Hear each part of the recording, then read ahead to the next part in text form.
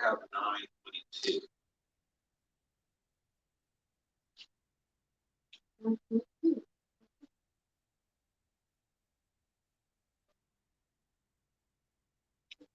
Yeah, for the first part of chapter 9, Saul's father had sent him out on a search for some missing donkeys.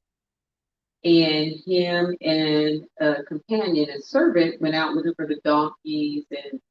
And God had also spoke to Samuel because the people had requested a king. And so God had told Samuel that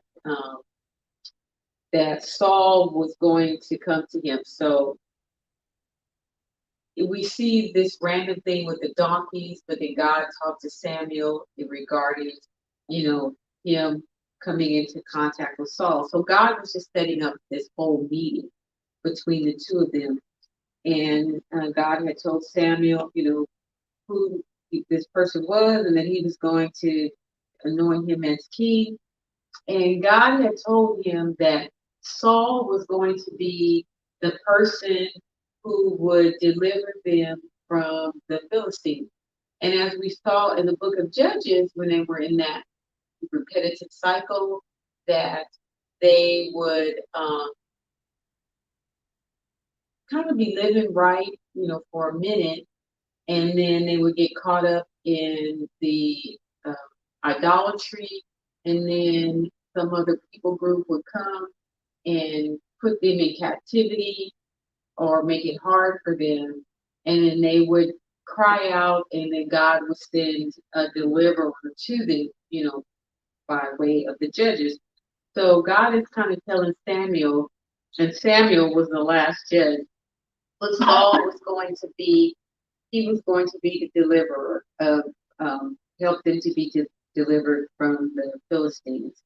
And so we see that that Christ was going to come from the tribe of Judah, and that was prophesied when Jacob blessed the children.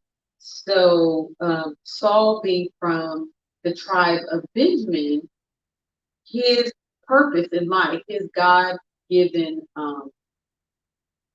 purpose wasn't to have a long-lasting kingdom, but it was to be a deliverer for at this time. And as we get in deeper, we'll see that God's plan overall was something different, and Saul was not the person that was going to have a lasting kingdom. And we see that Saul was the people's choice, but then even though God sort of picked him out, but the people were pleased with the choice because of his outward appearance.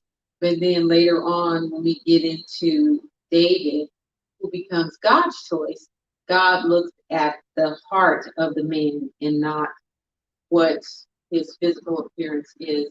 And I think a lot of times we get tripped up by people because we look at, what their physical appearance, the things that they say, and maybe sometimes overlook their actions because, we're so mesmerized and, by what we think they are, but God knows what's in a man's heart.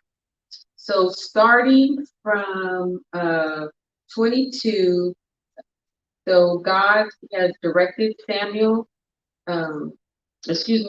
to Samuel. They seek out someone to help them find their donkey.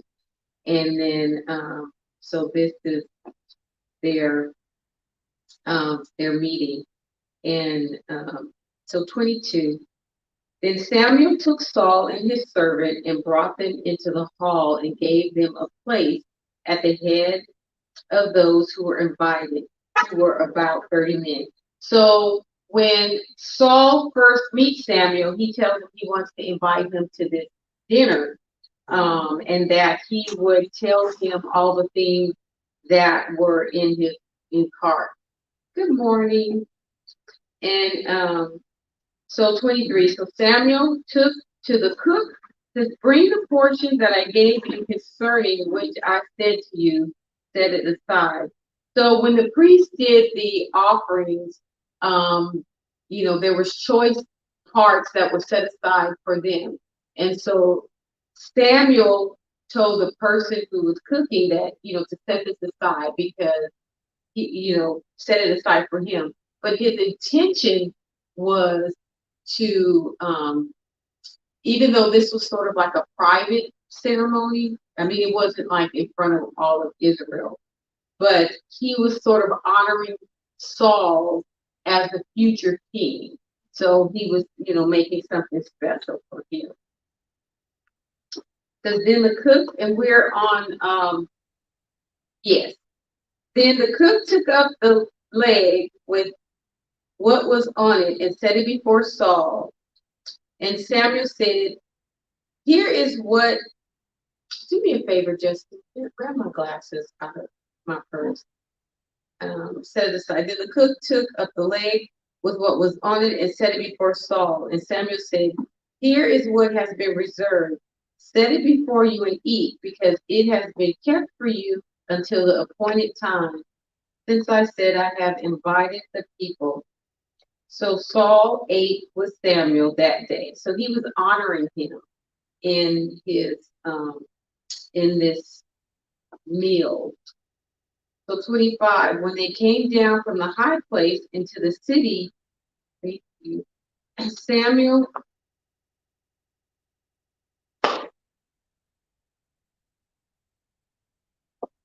And when they came down from the high place into the city, Samuel spoke with Saul on the roof.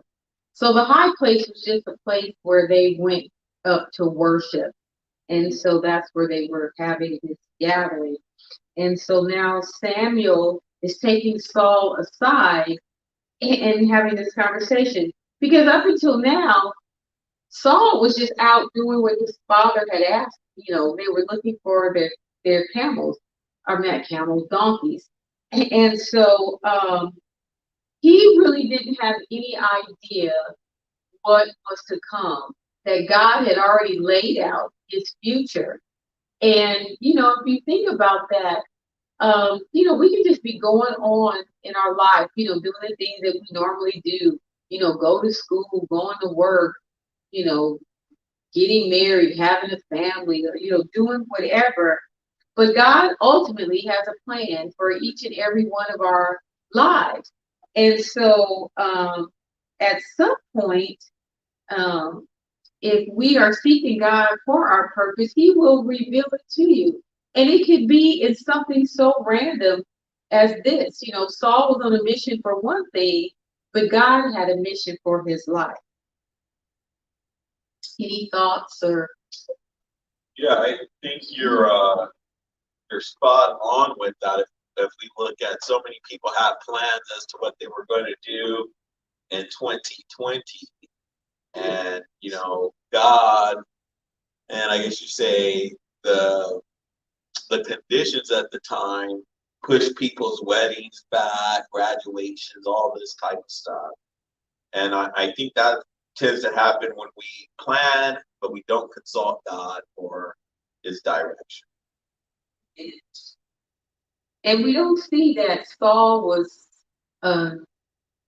necessarily a religious person, but he was seemingly a good son to his father. His quest to find the donkeys was at the request of his father, and he was obedient to it. And at even some point, he said, before they even met with Samuel, he's like, we need to turn back because my father is going to be worried about me. So, we do see that he was a good son.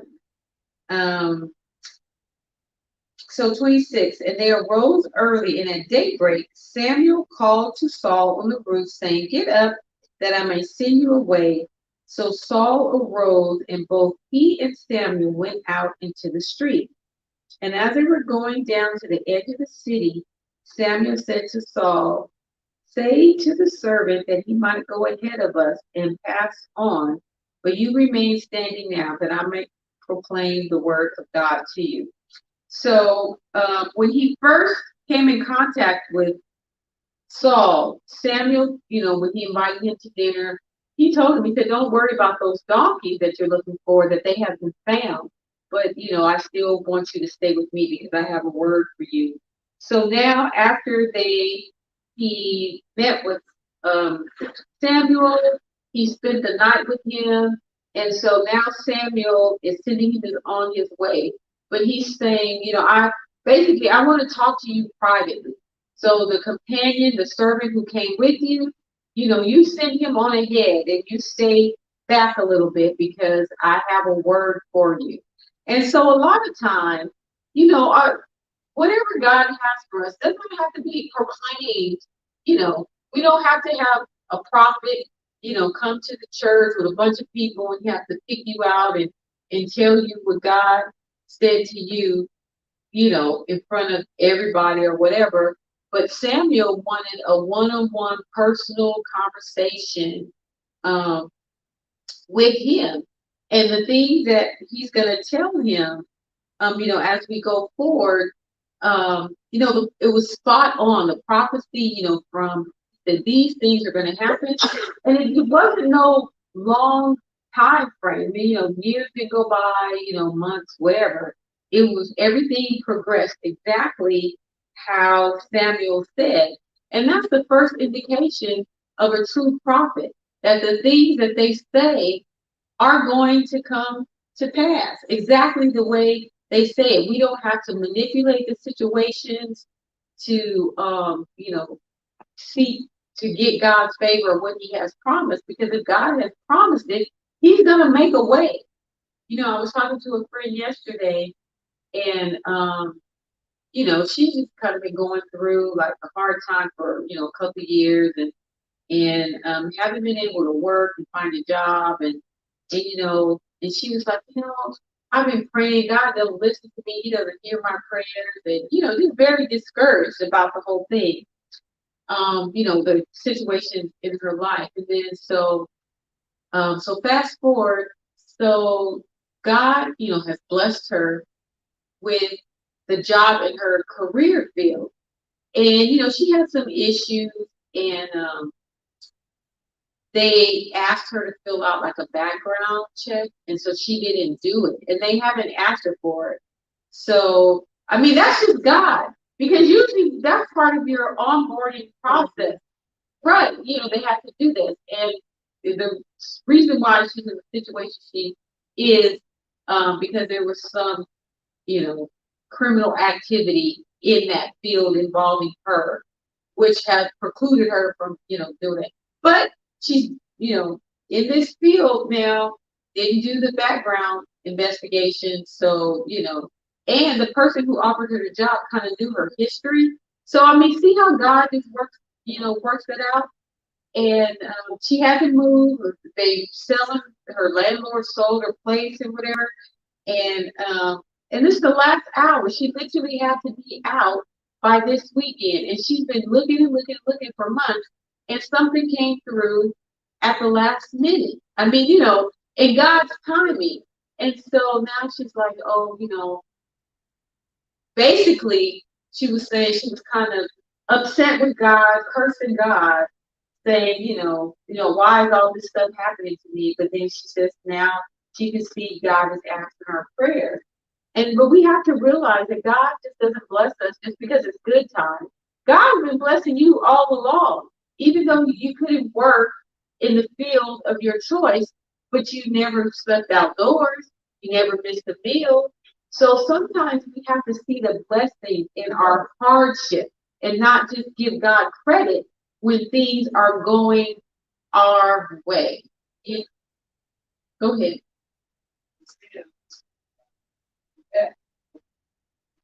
Like all kinds of like God. At that point, people see they were God's supposed to jump over there and right there. At that point, we'll get people.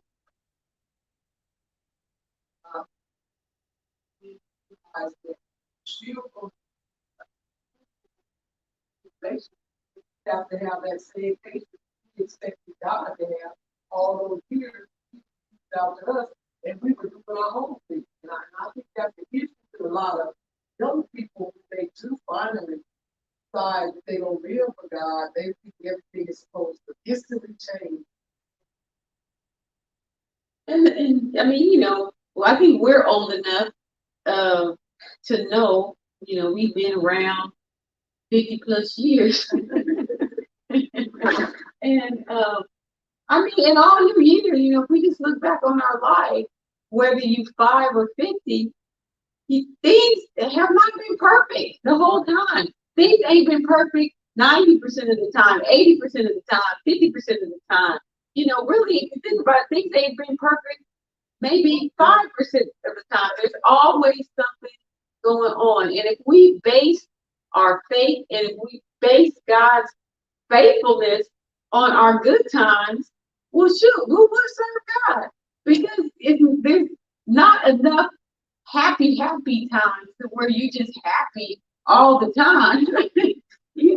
That's I think to your point, I think that's where the disconnect comes in, where people feel that perfect equates to happiness, but God's perfect will may be a spiritual season where you're not hearing his voice, or a time where you're in the wilderness where he's making and forming. And I think if we can grasp that it may not be what we desire, but it could be part of God's perfect plan, and we just won't know until we read further down the road, that this is what he was setting us up for during that season.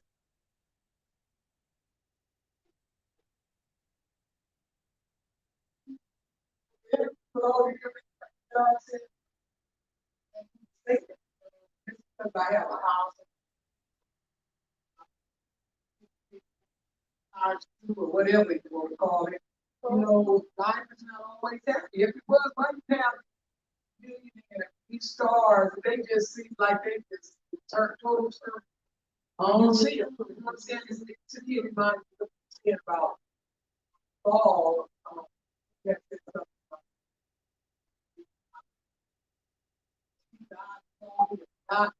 it's almost like the preacher say all the time. God, I see you. Because God already knows. God has people to say God knows. All of that. Even with your children, you see them growing up and say, yeah, we got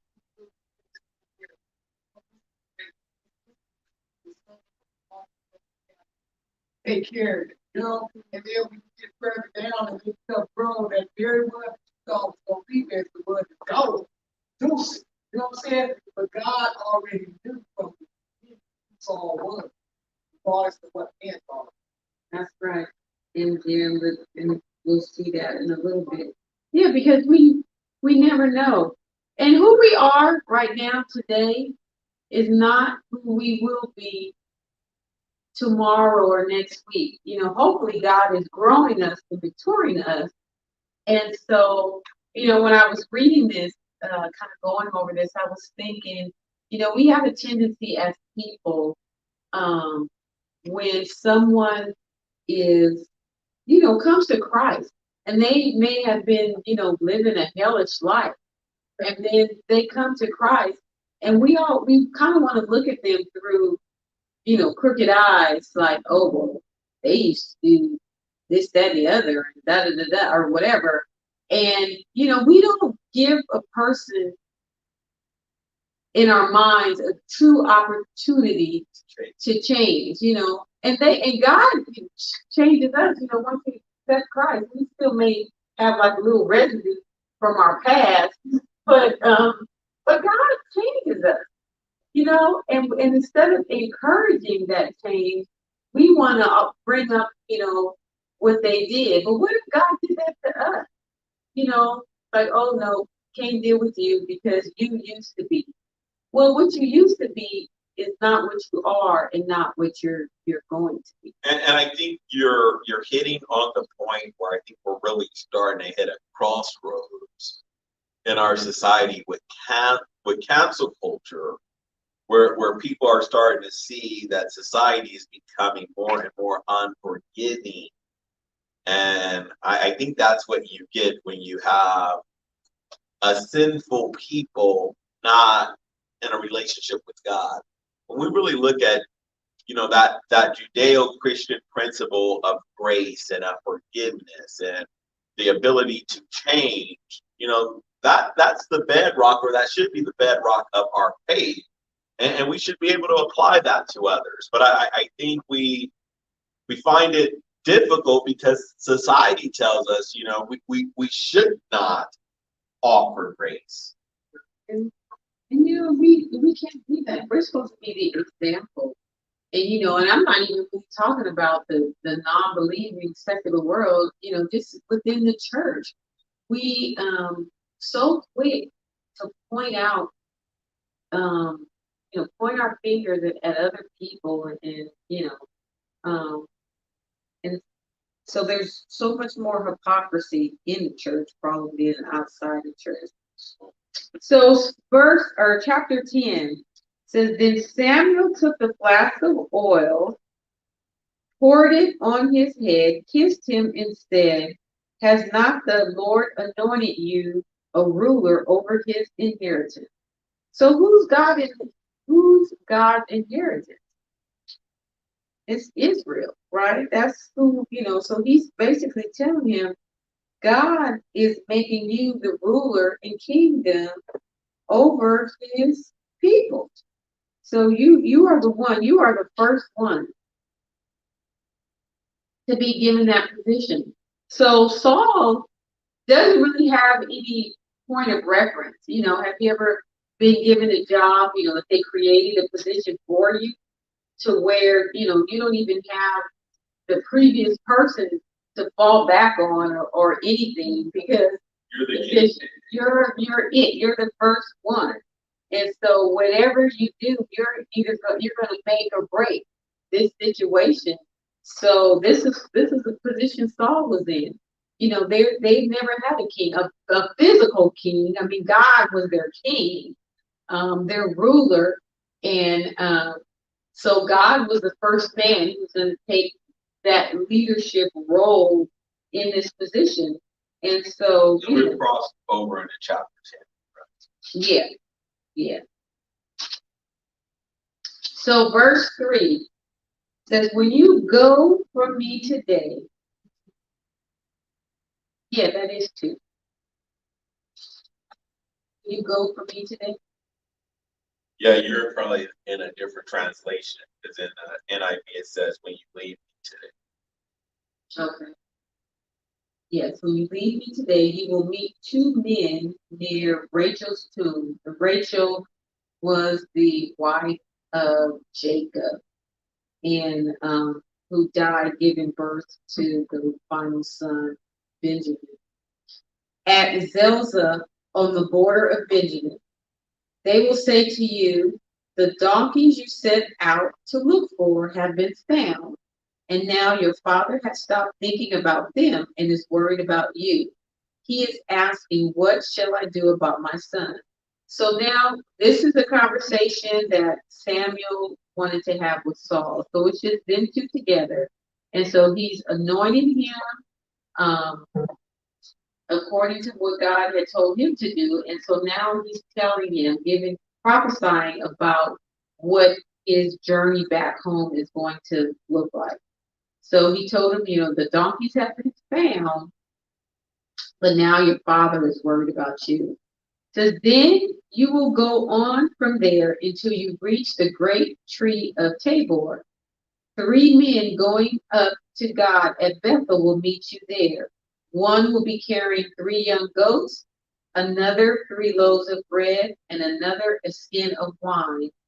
They will greet you and offer you 2 loaves of bread, which you will accept from them. You see how specific his prophecy is? So basically, Saul knows what to look for, right? he didn't give some really vague thing or some ambiguous thing. He was very specific.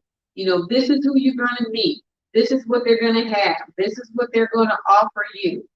So there's no question that that God is not in this. So verse 5 says, after that, you will go to Gibeah of God, where there is a Philistine outpost. As you approach the town, you will meet a procession of prophets coming down from the high place with lyres, tambourines, flutes, and harps being played before them, and they will be prophesying. The Spirit of the Lord will come upon you in power, and you will prophesy with them, and you will be changed into a different person. Once these signs are fulfilled, do whatever your hand finds to do, for God is with you. So he's saying, this is the Old Testament, this is prior to the Holy Spirit coming. But, as we saw in Judges, God, even, with Samson, when the Spirit of God would come on him to do a work for that time. And so Saul is saying, once the Spirit of the Lord comes upon you, you're going to be forever changed. And so basically, God is going to prepare you to do the work that he has for you to do. And because he says, whatever your hand finds to do, do it. Meaning, godly things as far as how to rule over his people. Any thoughts or?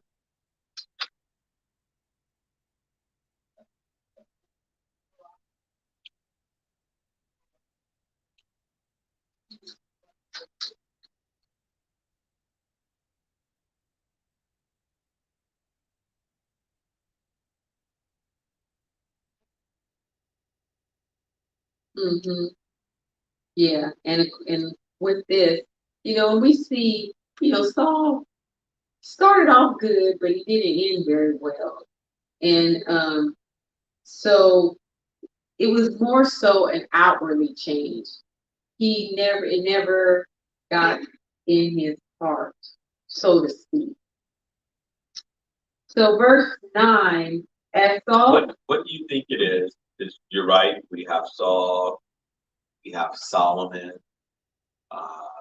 and there are others in the Bible that start off well, but as time goes, they tend to lose focus. So why do you think that is a tendency of people both in the Bible and today, that as time goes on, they tend to lose focus? Right.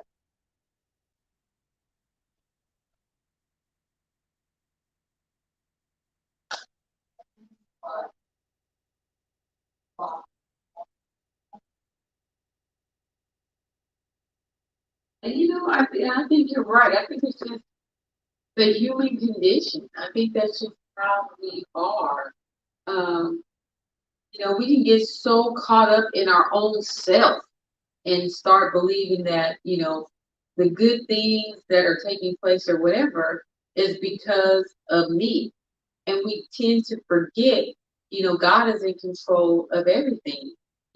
When you're kind of poor and hungry and, kind of at the bottom of the barrel, it's so much easy to acknowledge the things that God does for us.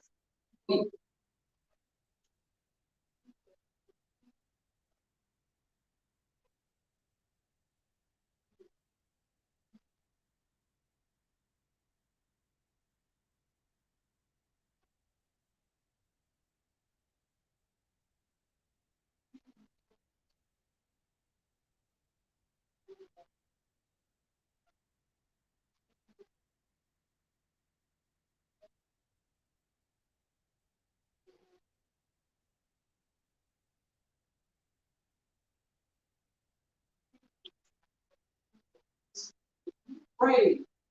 You go to make the praise to God. That's how To this minister and he wrote a book about what's his name?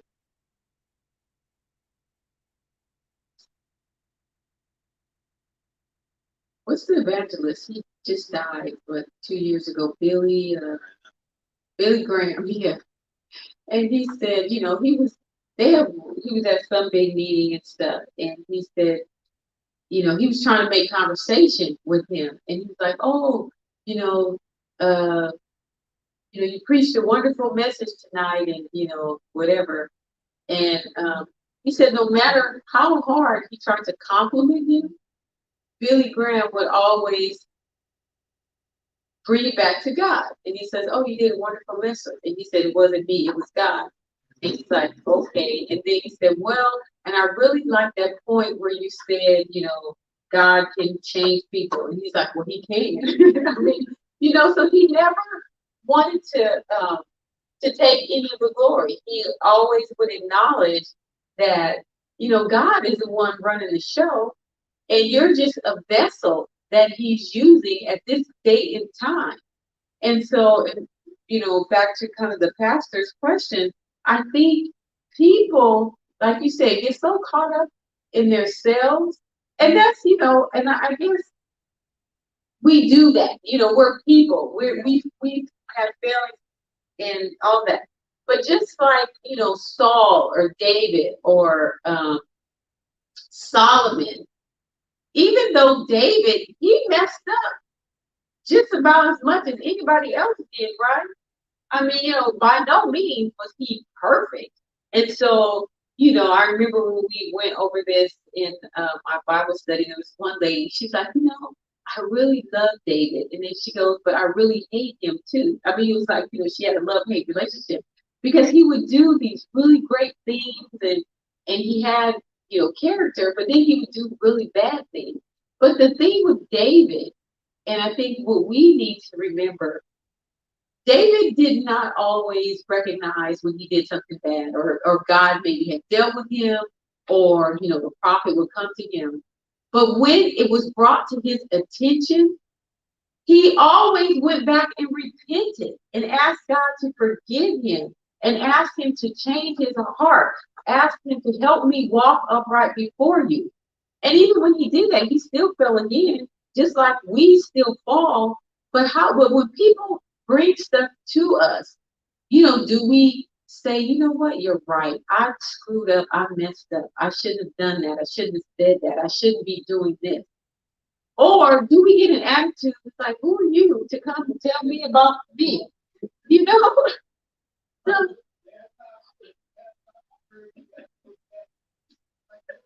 yeah, so but yeah, that's the difference. And that's, because we're not perfect. We have not arrived. So we have to learn that even with God, because God will convict you. He don't need Nathan or any other person to come to you and tell you what you're doing wrong. You know what you're doing wrong, but how quick are we to repent of that and ask God forgiveness, clean me up and help me walk upright before you. You bring up a good point about David's ability to listen. And I think it's dangerous, because I think this goes to your point with the pastor or leader. You said observe, and everyone was just heaping praise upon this individual, and they would never sit the individual down and correct them. And I think it is a result of people not willing to create a culture where they're checked. And I think this is why checks and balances are so beneficial. I think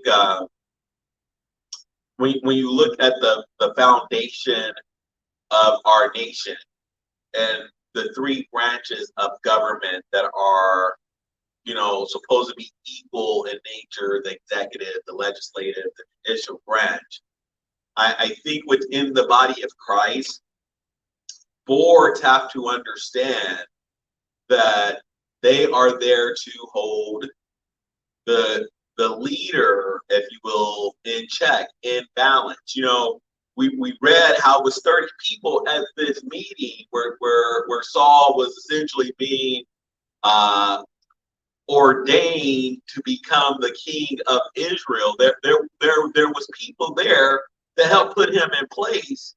And we have people that get into these positions, they don't want to listen to anyone, and the people do not hold them accountable. And I think that's very, very dangerous territory. And my prayer, consistent prayer, is that I do not want to be one of those pastors where I cannot take the counsel of other people who may be saying, you know what, there's probably a better role that we can do to take this. You just have to be, not be so prideful, not be so stuck on yourself that you can't hear that counsel. And that goes for all of us. We even a little child can tell us something, right? And then we need to be able to listen.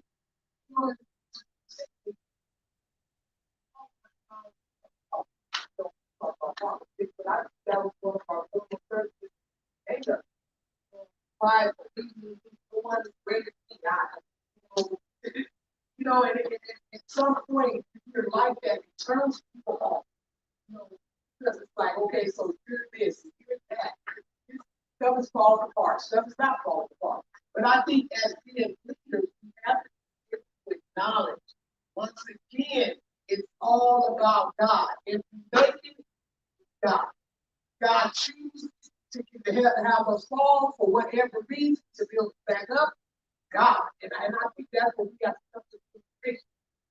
And especially when you are a young person growing up in a church, you're seeing all the glamour that, I want that, I want that, I want that. God might not even call it, because you're on the outside, it's all glory and great, and I think that's the problem.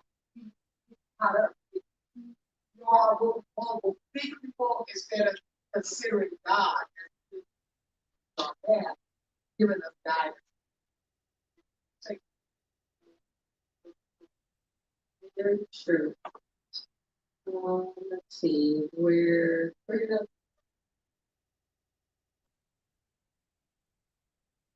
You said nine, so I don't know if that's big. let's see. Okay. So he's telling him, giving him the prophecy, telling him who he's going to meet along the way, that the Spirit of the Lord is going to come upon him with power. And he also told him, said, you're going to be prophesying with him, and you'll be changed to a different person. Once these signs are fulfilled, do whatever your hand finds to do, for God is with you. So 8, so go down ahead of me to Gilgal, and I will surely come down to you to sacrifice burnt offerings and fellowship offerings. But you must wait 7 days until I come to you and tell you what you are to do. So he gave him specific instructions. So he told him, how to go, even gave him the names of the town, who he was going to meet once he got there, how he was going to meet the prophets, and that to go to Gilgal and wait for him. And he told him 7 days. He didn't say 5 days. He didn't say 8 days. He said 7 days. And then I also think what's key in there, he says, wait. And I think so many people don't have patience that they just sit and rush. And it kind of makes you wonder, how many opportunities have we missed because we tried to get ahead of God as opposed to wait where we were planted? I've got a question.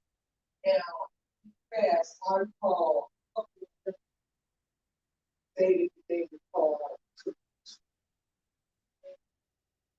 Right away, they were put up to bring their first message. Both of them bad. So my question is, as Peter,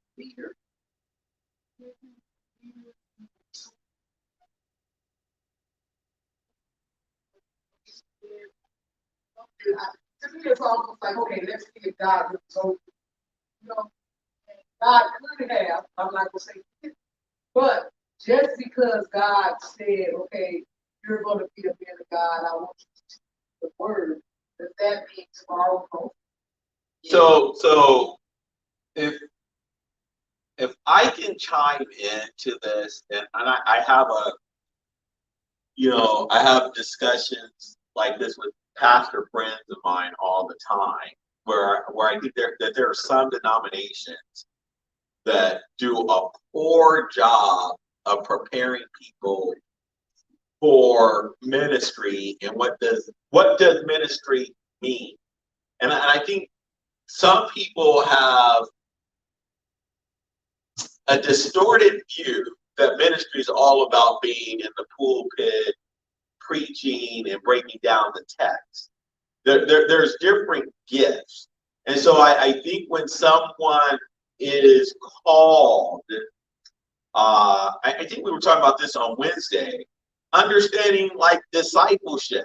Someone comes and says that they've been called to ministry. If you have not, as a leader, if you have not spent any time with that individual, you don't know their gifts or talents, and God can be drawing them, good morning, to a specific area of ministry.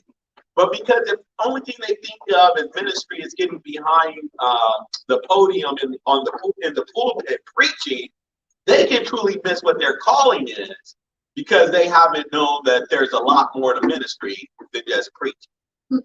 That reminds me of a story. I was listening to Greg Laurie, and he was saying, when he got saved and he was going to Calvary Chapel, and he went to Chuck Smith, and he said, oh, the Lord's called me to the ministry. What do you need me to do? I can teach a Bible study. I can do all this stuff, right? Yeah. And so he referred him. He said, go see, Pastor Romaine or whatever. And so he's thinking, okay, he's going to get this whatever, he's going to preach on Sunday morning. He said to him to go clean the bathroom. And he said, and it's training, right? I mean, if you can't serve in the lowliest places, what makes you think, God's just going to elevate you to be president of the world, And it's like, and I think, and I think I know the incident you're talking about, but I think that's poor leadership. I mean, that's just my opinion. Because even on your job, if you have someone who's maybe under you and say, I think, I want to promote, I want to elevate, you just don't put them in that position, right? You start mentoring them. You start training them or teaching them, or, like, have you been studying? Where are you with your Bible knowledge? I mean, you just like a little baby. You don't have a baby, and once they start walking and talking, you send them to college. They have to go there's a process. Yeah. So there's a process, and I think a good leader knows how to bring up people either by training or mentoring or whatever, and kind of train them to where God is calling them. Whether you see that or not, if you have someone who's willing and wants to be a part of the ministry, then you give them jobs. You don't just they say, oh, I like kids, so you want to put them over the children's ministry or whatever. You have, yeah, that don't even know the person from the dirt around the corner. So you have to get to know them, see where their talents lie, and eventually they will find their place. But it's a process. And with that note, we will stop. And so next week, I will start on 10, 9.